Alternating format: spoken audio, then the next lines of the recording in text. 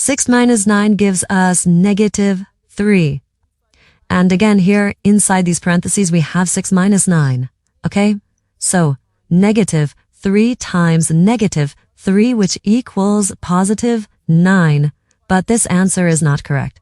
Because according to the order of operations, first we have to do parentheses, then exponents, then multiplication or division, and finally addition or subtraction. Remember that multiplication and division have equal priority and we have to work from left to right.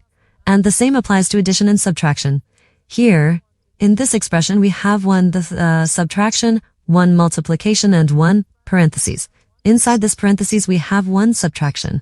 Here we have a multiplication, because in mathematics, when a number is placed next to parentheses, it means multiplication. And we usually don't write the multiplication sign for brevity. Okay, so according to PEMDAS, first we have to do this parentheses, then this multiplication, and finally this subtraction. If we do this subtraction before this multiplication or this parentheses, it is wrong.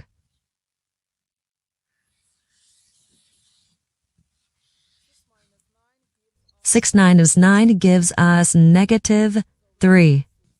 So we have 6 minus 9 times negative 3. Now, in this expression, we have one subtraction and one multiplication. According to PEMDAS, multiplication has higher priority than subtraction. Multiplication comes before subtraction. So here, first we have to do this multiplication, then this subtraction.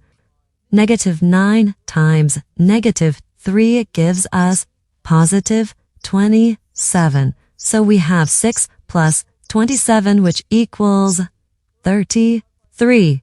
And this is our final answer to this problem. The correct answer is 33.